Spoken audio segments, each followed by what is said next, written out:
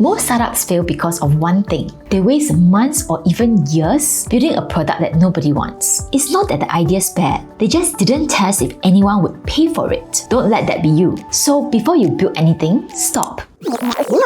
Test your idea with an MVP, a minimum viable product, to see if anyone even cares. So what is an MVP? An MVP is the smallest version of your product or service that you can show to real users, just enough to get feedback and find out if your idea is worth building in full. It's about discovering what works, what doesn't, who your real customers are, and what they truly want. With an MVP, you are learning all that fast, with as little money and effort as possible. But this doesn't mean putting out a broken draft or a half-finished prototype. In the Lean Startup, Ries explains that the true MVP helps you to test the biggest assumptions that can make or break your business. Instead of guessing, use the build, measure, learn loop to start learning from real people in the real world. Build something simple, measure how people respond, then learn and improve from real feedback. So what should you actually test with your MVP? Every business idea is built on assumptions. Your job is to identify the riskiest, most critical assumption, the one that could sink your idea if it's wrong, and test that first. According to the Lean Startup, here are the two biggest assumptions that affect any business. The value hypothesis. Will people actually use this? Will they find it valuable? The growth hypothesis. If they like it, will they help spread the word? These are worth testing early because they can determine whether your business will even take off. Take Dropbox for example. Their biggest question was, will people actually want a new way to sync and access files? So before building anything, they created a simple 3-minute demo video to show how the product would work. When the video got more than 70,000 signups, they knew that people valued the idea. Only then did they start figuring out how to build the solution. This works for a physical product too. Before launching the Lexus line, Toyota built early concept cars and invited real drivers to test them. They got feedback on things like ride comfort, interior feel, and road noise, so they could prioritize the features that luxury customers actually cared about and avoid spending money on what didn't matter. So let's talk about your business idea. Ask yourself, what's the one uncertainty that would kill this idea if it were wrong? Then ask, what's the fastest, cheapest way to test it?